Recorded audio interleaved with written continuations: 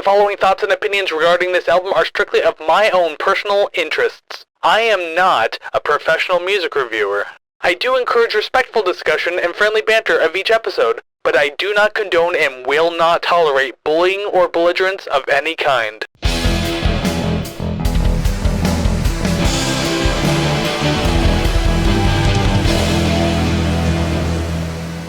Well, hey there, friends, and welcome to another episode of the Rate the Record podcast, episode 104. I am your host, Chris. Thank you very much for joining me today on this episode, where we're going to be listening to an album as always, and we can share opinions as always, and we get to chat music as always. That's exactly what happens here on the Rate the Record podcast. So yes, thank you very much for hanging out with me today. And just a quick reminder that if you like what you see and or hear today, do me a big solid favor. At least one of these things, multiple of these things, or even all of those things if you're super cool about it. Like, subscribe, rate, share, comment, and follow. All of those things really do help build the podcast high into the algorithm. More eyes and ears on the product. More like yours, for example. That's why you're here. And I would like to share my opinions with you. I want you to share your opinions with me. That's how this whole thing is, and that's what Rate the Record is, so I'm glad to be doing that. And if you need to find all the ways that you can get in touch with me and the podcast itself, go to ratetherecord.ca. That is ratetherecord.ca. You'll find all the streaming links, all the social media links. You'll find merch links if you do want some merch. I'm not wearing the Rate the Record merch today, but I mean, there is merch, and I'm thinking of some new ones to add, so there you go. That'll eventually be up, hopefully. And of course, another link you can find over at ratetherecord.ca is our Ko-fi link, and by our, I mean me. Once again, that's going to be some muscle memory to have to burn out of my memory for a little while. But anyways, Ko-fi.com/ratetherecord. That's a link that you can find over at ratetherecord.ca. If you want to financially support the show, you want to take that extra step, by all means, there is that option, and it is indeed optional, so don't feel obligated. But joining the RTR Club for $5 a month will get you some things like early access to NMRs, and then the podcast itself, the ILTS videos that I'm going to still be releasing periodically and everything like that. And I'm still trying to think of more I can do for the RTR Club right now. Not too sure yet, so whatever. There's also a one-time donation option over there too, but regardless, it's optional. That's Ko-fi.com/ratetherecord. Once again, found at ratetherecord.ca. So I just want to make sure that's all out in the clear. I know that was a very long intro. I apologize. And by the way, if you are new here to the podcast, well, welcome to the podcast. Glad you're here. Hope you enjoy your stay. Have fun listening to and talking about music as per usual every single week. But that's if you're returning. If you're new here, I should say. So the returning people, welcome back. Glad to have you here. If you're new here, you don't know that I usually welcome people back, but I do that. But I also do other things. So each week I will listen to an album completely. It'll either be my choice. I got a backlog of requests I got to get through. It might be an anniversary type deal, anything like that. But I'll choose an album and I will listen to it with you right here on the podcast from front to back. And I'll just tell you my opinions on the songs as we go. At the end, I'll give you my full opinion on the album. And then after that, I will rank the songs, and then I will rate the record. That's exactly what I've been doing for the last 4 episodes now alone, 5 seasons with a previous co-host. But regardless, that is what happens on the Rate the Record podcast. So hope you have fun with that. And you can do it too, wherever you might be listening, by all means. If it's audio or video, doesn't matter. You can do the same thing with me. Okay, yeah, sorry, I got to get all the intro stuff out of the way as quickly as I can because I know it just drags on for a while. But today, for episode 104, speaking of requests, there were a few back from season 5 that we were not able to get to, me and my previous co-host, Savannah, just because we ran out of time. We were going to save it for season 6. Couldn't get around to that, obviously, because of the hiatus, but now I'm going to catch up on that back catalog a little bit, and today is one of those requests that we got, and it's for the album Ants From Up There by Black Country New Road, an album I've been familiar with for quite a while. I've been meaning to listen to, never got around to it, but guess what? As always, Rate the Record has been my excuse to check out albums I've never had time to check out, so I'm quite grateful for that. Thank you very much. This should be an interesting episode. Getting through this one was a challenging time, I'll say that much, for this album, because it is a very emotionally driven album. But I'm getting ahead of myself. We'll talk about that in a little bit when it comes to the actual music. But first, I want to tell you a little bit about the band and the album itself. Ants From Up There is the second full-length album from experimental and art rock collective Black Country New Road. The album was released on February 4th, 2022. The album was recorded at Chale Abbey Studios in Isles of Wight, England. The album was released through independent label Ninja Tune and was produced by Sergio Manchesco, who has also done work with the band Black Midi. The band, as of the recording of this album, consisted of 7 members who all act as multi-instrumentalists. They include Charlie Wayne, Georgia Ellery, Lewis Evans, Luke Mark, May Kershaw, Tyler Hyde, and Isaac Wood. The latter of that bunch, Isaac Wood, departed the band less than a week before the album was set to release due to ongoing and worsening mental health issues. The album has received widespread acclaim through many outlets as it sits with a 92 on Metacritic. The Independent, NME, and The Observer scored it 5 out of 5 stars, Clash gave it a 9 out of 10, and AllMusic and The Skinny gave it 4 out of 5 stars. Out of 11 publications that featured it in its Albums of the Year list, 7 had it in their top 10, and 3 of them in the top 5. The album charted in many countries and made the top 10 in 7 of them, with the UK and Scottish album charts placing it at 3, the UK independent charts placing it at 2, and the US Heatseekers albums chart putting it at number 1. The album spawned 4 singles: Chaos Space Marine, Bread Song, Concord, and Snow Globes. Alright, so with the album introduction out of the way now and a little bit about the band, although chances are if you're here, you know who the band is, you might even like them, but if not, told you a little something, and now you actually get to listen to the album along with me. So just a reminder, I'm only playing few second chunks of every song, trying not to get my ass handed to me by copyright and everything like that, so if you want to listen to the album with me, by all means, you can pause it with each song, listen to the full thing, then come back, hear my opinions, and then I want to hear yours. That's exactly how this works. Don't want to ramble on too much, so I think we should finally go ahead and get this thing started. So song number 1 is just simply entitled Intro. Let's go.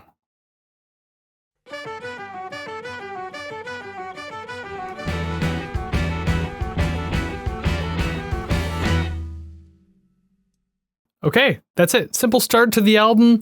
54 seconds long. I mean, it's called Intro. I don't know what else you expect from a song like that. It's a fun little way to start the album. I'll say that at the very much. I mean, it's got that odd 5/8 time signature to it. And once again, my musical theory knowledge is only so limited. It's limited and only goes so far is what I meant to say. But I think I got that one right. It's whimsical and a little dizzying, but I do dig it. I like it. It's literally kind of like spinning in circles, like in place where you stand.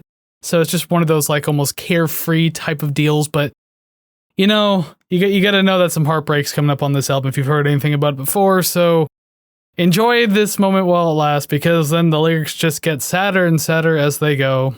Once again, as you could possibly expect. All right, so yeah, not much to say about intro, so we can move right along to song number 2, the next single, Chaos Space Marine.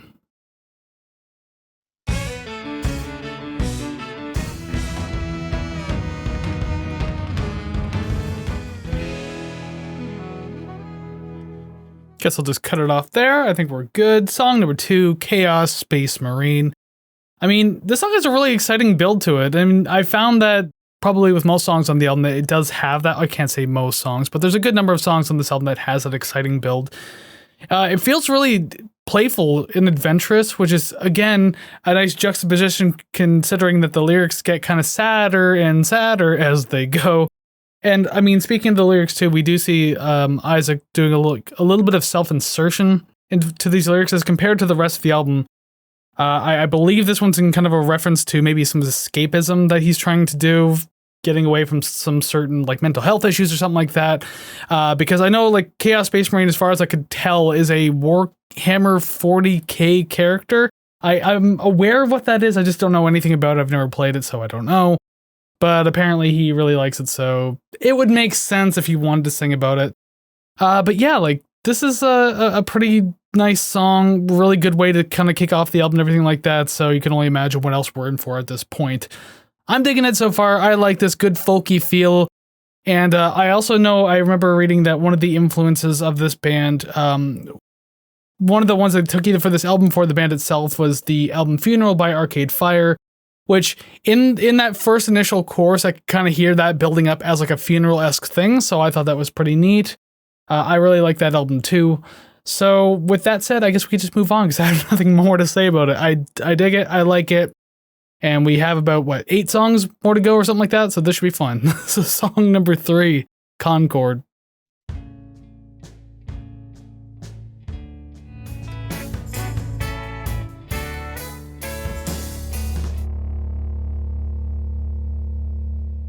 Okay, just a long ring out there. That's all I need to hear then. Alrighty then, song number 3, Concord. It was the first one by this band I had heard before.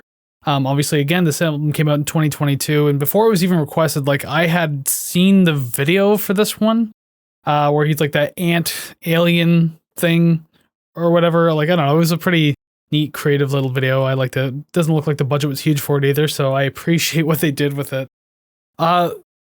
This is something you will hear a lot in the album, but like just the frail side of the vocals really poking through in this one, like the vocal breaks and everything like that. Just a fragile state that he's in. I don't want to say frail state because it says it on my shirt. So I was just trying to think of something on the fly. For the audio listeners, yeah, I'm just trying not to make a stupid pun right now. But the vocals match the instrumentals like every step of the way, and how they like build and how they just kind of flow and everything like that. So everything feels very well connected in this. I really like it. It's very melancholic but pretty all at the same time. And it definitely works with that theme in the lyrics that you're hearing, which I'm picking up as like a love that just can't be or shouldn't be or something along the lines of that, which is a very strong predominant theme throughout this entire album. So just, if you didn't know, now you know. Another grand feeling of building in this one too, although it has some pullback moments, which is still good. It still feels really exciting. And I think it's really enveloping too of just the entire project so far, especially being this early into the album. And knowing what I know now about this album moving forward and how it sounds, like I know that there's like quieter parts and slowdowns and calm downs and everything like that. So it's fine that it's still exciting and building at this point too. So I kind of like where everything is going with this right now. So far, everything is really solid. I'm enjoying this, and now we should move along to song number 4. That one's called Bread Song.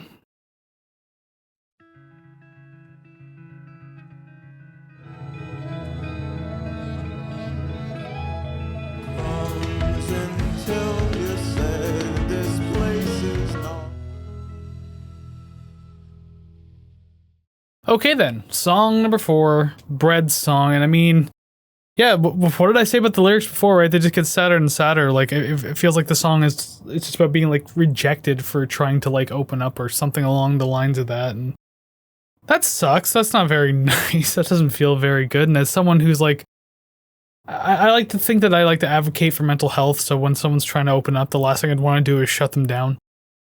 But, you know, that's just the story of the song, I guess. Or maybe it is. Maybe I'm just completely misreading it. My lyrical interpretations aren't the greatest all the time, but I'm trying my damnedest. But this song was really pretty. I mean, they're all really pretty, but this song, one especially, I did like. I like that soft swelling of waves, like in the first half of that track, like the waves of the instrumentals, how it just kind of comes in very soft, moves back, comes back in, moves back out type thing. Like, I really like that. You can kind of feel it. It almost has like a cinematic quality to it. And there was a bit of a pickup in the second half of the song as well, but it wasn't one of those big grand ones that the other 2 tracks have given us so far. This one was kind of lighter and everything like that. Still had some good life to it, so there's still a lot to appreciate about this. So far, this album's kind of just knocking it out of the park. I really like this one. I think coming into this album too, I expected to enjoy it even a little bit at the very least.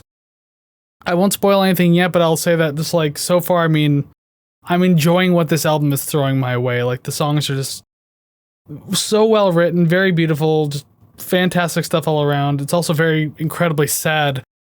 I'll say this really quick too. The first time I listened to this album before having to review it or anything like that, because I listened to these albums like 2 or 3 times before finally sitting down and doing this. I was on a road trip. And I was going like up northern Ontario way and everything like that. And I was like, hey, you know what? I gotta listen to this album soon anyway, so I might as well put it on. And by the time the album ended, I was just so bummed out sitting in the back seat, just staring at the windows. It's like, I'm sad now. Maybe not the best road trip album, but now I know that, but here I am doing a review for it anyways. Just thought I'd share that little story with you. So, song number 5, now we're moving on. Apparently nothing to do with the movie itself, but it's called Good Will Hunting. Let's go. Alarms. Ring the alarms.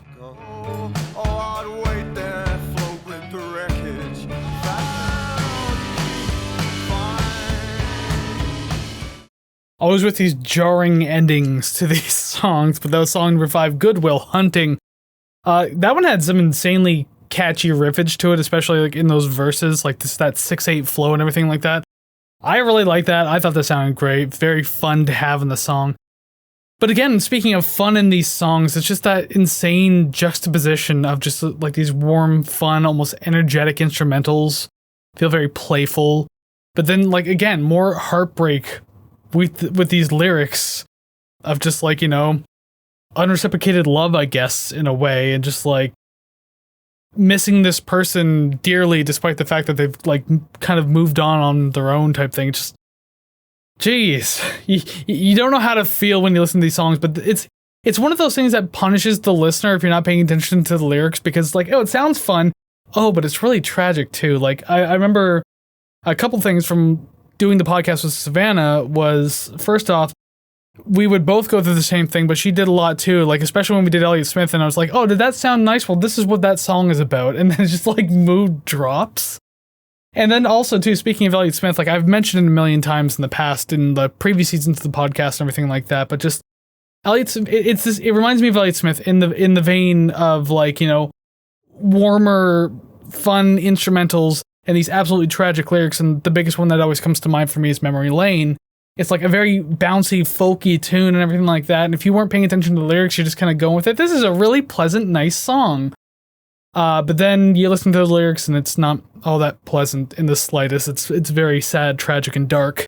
So yeah, I mean, at the very least, I mean, not that it's any better, like, mentally or emotionally, this is more or less like kind of a breakup and I miss you type album and song and everything like that, whereas Smith is different, but I digress. I shouldn't be talking about Elliott Smith. I just wanted to bring up that idea because it's just like, that's what I'm getting out of this. Like, I really want to just like bop my head and have a good time, but then I also want to cry a little bit because like these words hurt a lot. Well, words hurt on this album and we still have more of them to listen to. So we're going to go on to song number 6 now, which is Haldern. That's a Haldern. I was going to say Halderon, but it's Haldern. Haldern. Anyway.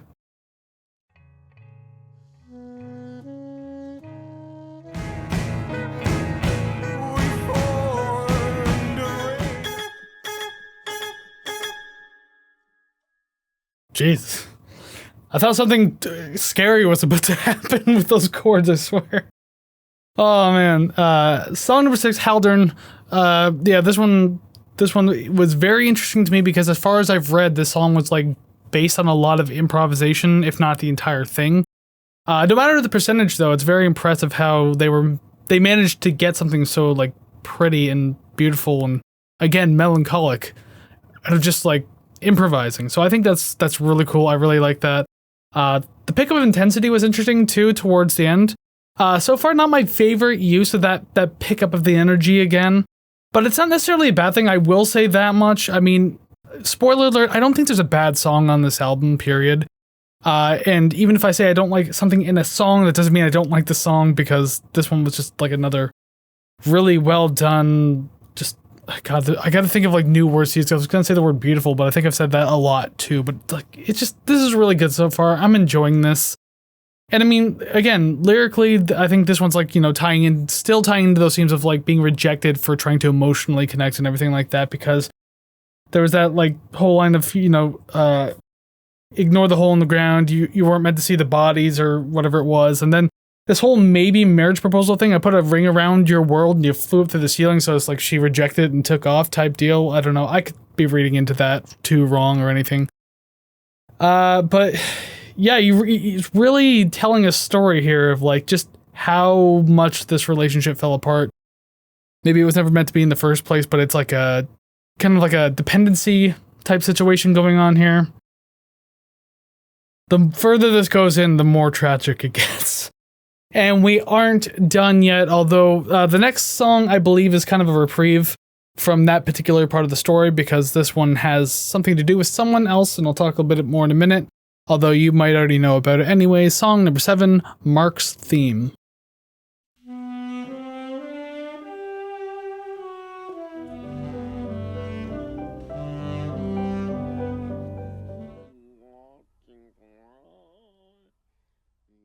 Alrighty then. good little lyrical break at the end there. So that is song number 7, Mark's Theme. So as I said, this one kind of deviates from what the rest of the album is more or less kind of going for. This was obviously an instrumental piece, much shorter than other songs on the album, and this was written as a tribute, I believe, to saxophonist Louis Evans' uncle, who actually passed away due to COVID-19, I believe in 2021. So a year before this album actually came out, and he was apparently a big fan of the band too. So like, obviously a very touching tribute to his uncle who had passed away. And I mean, by the way, not going to take any sort of political discourse when I talk about COVID there. I'm just going to leave that there, just making that perfectly clear, just so the comment section stays squeaky clean for this particular track. Another thing I guess I could say is just, like the sax leads, obviously, and as it should, since it was Lewis's uncle in the first place.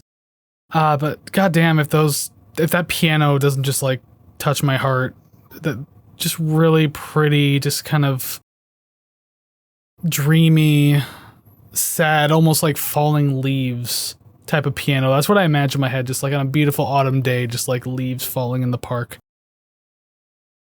That's what that reminds me of. And it was kind of in the last song too, like there was some beautiful piano work in Haldren too as well. So really good. And that's one thing I haven't really mentioned yet too, is the production on this entire album. Like I love the production. Because obviously it's a very folky feeling album in a way, like a folky rock, art rock type deal, art folk, whatever. I don't know what kind of combinations you want to go with there, but you know what I'm getting at. Everything is just so well placed in the mix. Everything has like good volume, good tone to it. Just like everything is here. Nothing is being buried. So I'm really, really enjoying the way this is all put together. Everything has a chance to shine, be heard, add to this like wonderful atmosphere and texture of the album. So that hasn't let up yet. I mean, aside from that like really crazy drum solo that happened earlier in the album that kind of like buried things in the mix, other than that, it's been great to listen to. So we got a few more tracks left to go. You'll probably hear more of the same stuff when it comes to production at the very least. Song number 8, The Place Where He Inserted the Blade. Let's go. Oh look, more beautiful piano.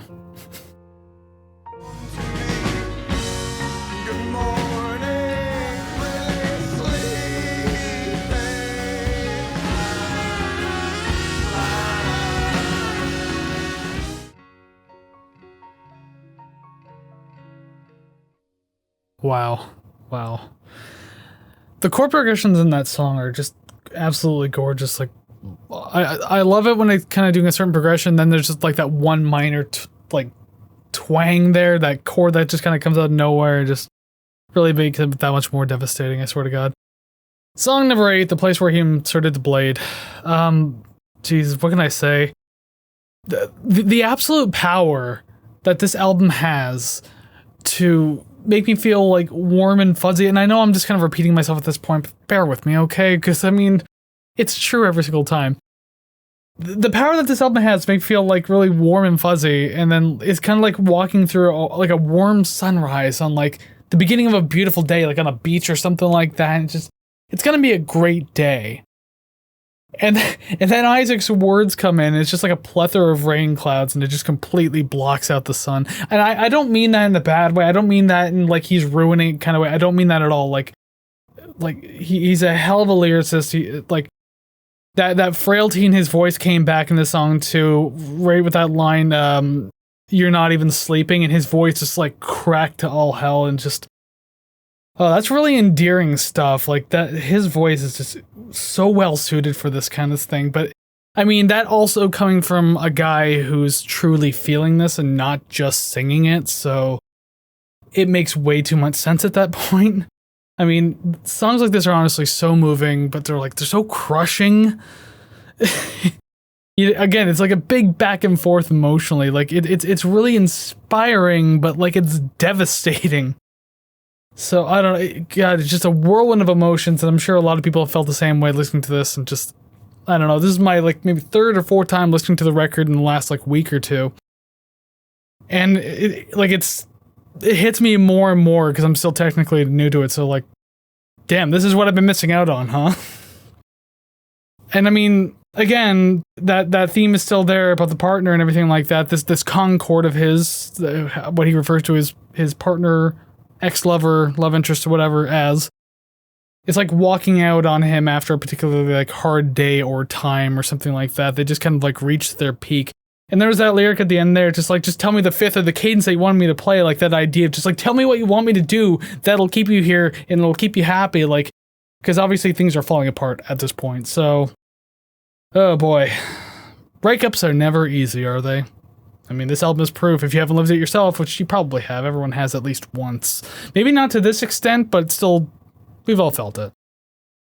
Anyways, we're down to the last two now. We're moving on to song number 9, Snow Globes.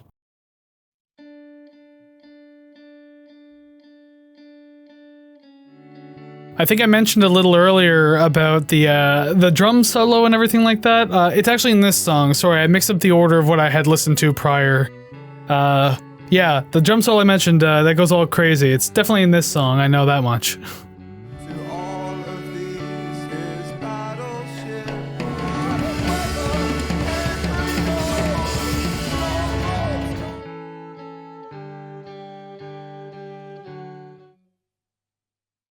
Alrighty then, song number 9, Snow Globes there. That was, God, almost 9.5 minutes long too, just over 9 minutes. 9 minutes and 13 seconds. The second longest song on the album, the longest one coming up next, but I'll talk a little bit about this one too, because I know I mentioned the whole drum solo thing. I don't know why I had thought I had heard it already, but again, that's because I'm still new to this album. I had misplaced the track list in my head here. But regardless, the first few minutes of the song are really peaceful instrumental.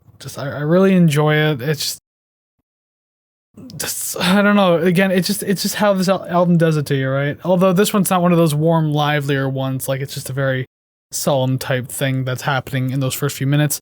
Layers keep kind of piling up until Isaac's vocals finally kick in.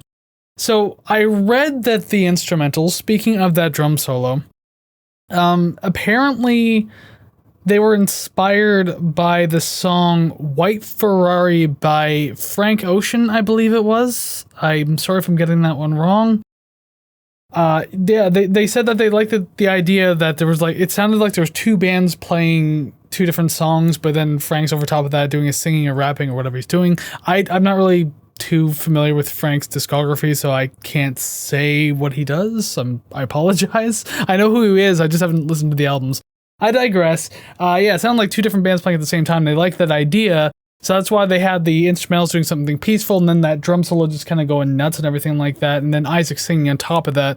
Apparently the instrumentals are supposed to like be a call and answer to the drums and just kind of like match the intensity of that while the vocals just do their own thing, which I can definitely hear going on in this. Like, I get it. To me, it kind of feels like, personally, it feels like Piggy by Nine Inch Nails. And we just listened to that one a couple weeks ago, so I think if you watched that episode and listened to the album or have heard that album at all, The Downward Spiral by Nine Inch Nails, you'll probably agree. I mean, that drum solo just kind of goes off for a little while the instrumentals are just kind of like doing their soft thing in the background, Trent's doing a bit of singing. I just got that because I'm more familiar with it, I guess. I don't know, so maybe that's just me. And maybe it's meant to be that way, and that's fine, but I will say that, like, the drums were really loud and it kind of drowns out the mix, which I think is something I mentioned earlier as well. Especially with the vocals, like everything gets so quiet behind those drums. Again, maybe it's supposed to be this way, but I don't know. It didn't really do anything to heighten the emotional impact for me at all. It just felt like more distracting. Maybe I'm missing something in the production here where I was supposed to get that. Maybe it's supposed to be more potent to the lyrics. I don't know, but I'm just telling you how I felt about it at the very least. And so I've heard a lot of people interpret the song in different ways too, especially like because with the lyrics, it refers to like Henry VIII, I guess. A lot of people were saying that's what it kind of points to when they mention Henry a lot in like his relationship with one of his many wives. I know who Henry VIII is and I know about his story, but not enough of his history to know what this song could be referencing in that part of history. Apparently the word clamps comes up a lot and people said that could be a Futurama reference as well. I don't really know. The way I interpreted the song personally, though, given like past the pop culture stuff, past the historical stuff, like it's just someone attempting to move on, but ultimately struggling to do so. So like something is always keeping you back from doing that. And given the theme and the story that's been happening, it makes sense to me. Maybe something else would make sense to someone else, by all means, you can let me know down in the comments. But before you do that, we have one more song to cover. It is a 12.5-minute doozy. It is the final song on the album. Song number 10, Basketball Shoes. Let's go. I'm sorry, I keep saying let's go. I need to think of new things to say. This solo act is still, like, new to me.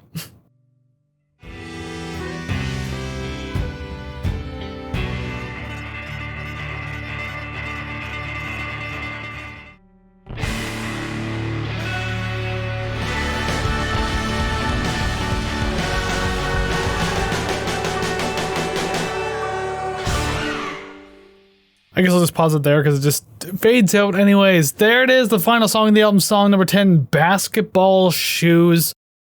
Only 10 songs, but like, God, that felt like an eternity. I don't mean that in the worst way possible either. I don't mean that bad at all. It's just like, wow, that was like a hell of a trip to have to go through. But I'll share my feelings on the entire album in just a moment because I've got to talk about the song a little bit. And I feel like this one ties in a lot, not just lyrically, but musically also with the previous track, which was Snow Globes. I remember these things. I didn't have to look at the list. Don't worry about me. But anyways, there's a lot of similarities in like the mood and flow, at least for like the first little while in this track. And I mean, this is 12.5 minutes, so it better be going different places. And it sure enough did. So I think it justifies that time. There have been songs that we've done on the podcast in the past where it's just like, it was long songs that couldn't justify being more than like 3 or 4 minutes. This one kind of went all over. And I love just the flow and the passion behind it and just like what it was bringing. Just everything felt very alluring to me. So I really liked that much about it. And I mean, like, despite the heartbreaking nature of the lyrics, which I guess with kind of like my little bit of a role trying to interpret the lyrics of this entire album. Jeez, I could speak properly. If I can even get the lyrics properly, I don't know. But anyways, I mean, tying with the previous track as well, like this feels like someone actually trying to, or Isaac, I guess in this case, trying to make that honest attempt to actually move on, despite the fact that the feelings and memories of Concord are still very much with him and almost haunt him. So it's just more sad stuff. Like he's trying, but he's not trying. I don't want to say he's not trying hard enough. He's trying, but like it's clearly still very much a weight on his shoulders. That's a much better way of putting it. Yeah, but this one had a very grand ending to the album. I will say that second half that just built to this very exciting and like loud, almost victorious sounding crescendo was extremely rewarding to especially make it all the way through a 12.5-minute song. I really like it. Intense end to the album. And I think it was needed too. Like I wouldn't have want this to go out on a whimper, so it was good that it went out even with this like one last hurrah, and it kind of sandwiches the album. Like I know that intro wasn't as big and grand and exciting, but at the same time it was still like a livelier little piece. So I think it sandwiches everything pretty nicely, kind of wrapping up everything in this album. And with that, I guess I'll wrap up my review, or at least talking about the songs one by one. So thank you very much for joining me listening to this album. If you indeed did, and if you indeed did listen to the album, please let me know down in the comments below wherever you're listening, because there are comment sections pretty much wherever you're listening to this. I am curious to know your opinion. I'm sharing mine with yours. I'm sharing mine with you. Now I need to hear yours. That would be very much appreciated. Very much thankful for that. So just make sure that you're hitting that like and subscribe button if you like what you see or hear today. Like, subscribe, rate, share, comment, follow, all those fun things I mentioned before. RateTheRecord.ca. You know the rules. You know what to follow. Anyways, there's still more to do, though. I should be saying all that later. I got 2 more things to do. Ranking the songs and rating the record. So if you give me 1 second, I will get Spotify off the screen for you. Bye-bye. Audio listeners, don't worry. Spotify was never there to begin with. Unless you're listening to this podcast on Spotify. Hello. Anyways, on the screen next to me now to my left, I do have the song ranking screen. I remember back in the old days of the podcast, it'd be above my head, whoosh, there's the numbers. There are numbers. No names yet, but there are numbers. There will be names soon. There's 10 numbers up there right now, and I get to rank the songs least favorite to favorite, not so great to great, least preferred to preferred. And as I said before, there's no bad song on this album, so I definitely wouldn't say least favorite to favorite. I would just say less of a priority to more of a priority to listen to next time I go back to this album. I think that's how I would do it. But again, no bad songs anywhere on this album. You're going to see that in my scores. You're going to see that with my album rating. So we'll just get into it now so I'm not wasting much more time. So song number 10 at the bottom was Intro, and I don't think that's much of a surprise. That was just kind of setting the tone for the album. It was less than a minute, so it was fun. I gave it what I felt was a fair score for that. Song number 9 is Mark's Theme. Again, I like that song. Not tons of substance to it as compared to the other songs, so maybe that's why I rated it a little lower, but I still very much enjoyed it. Song number 7, Snow Globes. Now, I know apparently a lot of fans like this song, so having it this low, I did say number 7, I think I meant to say number 8. Anyways, I don't remember anymore, I'm very tired. Anyways, song number 8, Snow Globes. I know a lot of fans apparently like this song, so me having it so low on the list might be a little bit controversial to some, but I mean, that's just how I felt about it. It was still, again, was not a bad song, but just as compared to the other tracks on this album, it didn't do as much for me, I guess, moving forward. So number 7 now, I should probably number these properly. I'm so bad at this. Number 7 is Haldern, the one I couldn't say. Haldern, the one I apparently can't say properly. That one's there. We're getting better on the album now. Like the ones that I really kind of keep coming back to and gravitating towards. I enjoyed this one, very nice. Song number 6 is Bread Song. Another just enjoyable track. I like this. I don't really have to explain myself moving forward. So song number 5, Good Will Hunting. There you go. The movie title goes right in the middle of the list. Number 4, Chaos Space Marine. I think we're getting into singles territory now. A lot of fun stuff. Number 3, Basketball Shoes. So yeah, that gets my bronze medal. That was a long one, but as I said, it was definitely worth the time. I think I enjoyed the entire track out of this one. And man, I never realized how hard these song rankings were going to be without Savannah being around. I'll just have to race through this next time. Song number 2, Concord. The big one that kind of got me. I shouldn't say it got me into it, but the first song I heard by them a year or two ago. So there's that, but number 1, it has to be the place where he inserted the blade, sorry. The place where he inserted the blade, there you go, number 1. I can speak properly. I'll get used to doing this eventually. If you want some behind the scenes, this is only the 2nd episode I've recorded for the new season. They're all out of whack, so this should be fun. Anyways, yeah, I mean, that was a great track. I think that encompasses the album really well for me, and that's why it's in my top spot. That's why I loved it so much. So if you agree or disagree with my picks and you want to show your song rankings with me, again, you could do that down in the comments or on the social medias, blah, blah, blah, all that kind of stuff. But wait, now I have to rate the record. The title of the entire podcast, the reason why we're here in the first place, the bread and butter. I won't really dance around this too much. Obviously, a very enjoyable album. I didn't say a single bad thing about it, except maybe that the drum solo popped out a little too much and just buried everything a little bit, but that's not nearly enough to tank this album. So I'm very happy to say that I scored this one an even 86%, which means it is a straight A-tier album so far. Again, I've only recorded 2 episodes this season. There's 2 A-tier albums that I could be aware of. 101 and 103. I still have to record those at a future date, but you'll have already heard them by now. So everything I'm saying is irrelevant. So I don't know. If I keep going with these A-tier albums, can I keep calling this a B-tier show? Can I keep making the B-tier jokes? Because I mean, I think things are going to change now that there's only one of me and not 2 of us to B-tier everything. But yeah, an A-tier album, 86%. I like this one, so thank you very much for the request. I mean, I should have listened to this one a long time ago, but I don't know.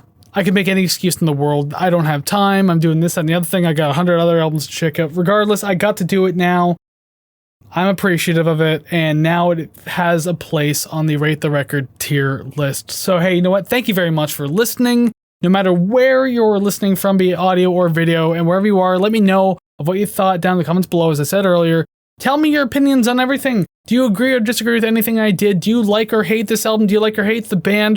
Where would you rank the songs? Where would you rate the record? Everything. Tell me down in the comments below or on the social media pages. And by the way, you can find those social media pages in every other place that you can possibly leave comments over on ratetherecord.ca. Once again, the streaming links, social media links, the merch link, the Ko-fi link, they're all there. So make sure that you're checking that out. Once again, ratetherecord.ca. So next week will be the final week that I do 2 episodes in a row. Obviously, the last couple of weeks, it's been Monday and Friday. Next week will be that too. And then after that, we just go to Monday releases only. I just wanted to get the podcast kind of running a little bit for the first 6 episodes, so that'll help. And also, I don't have time to constantly do 2 episodes a week. I have a full-time job. I got all this kind of stuff. So unfortunately, I can't do that, but the Monday releases will be fine. Don't worry about that. And also next week, next Friday, I should say, I won't say what it is, but there is another request coming up next week too. So keep an eye and or ear out for that. So until then, go listen to some awesome music like Black Country New Road, Ants from Up There. Although you probably already heard it by now since we just got through the episode. But regardless, go listen to some awesome music and I'll see you again next week. Take care, friends.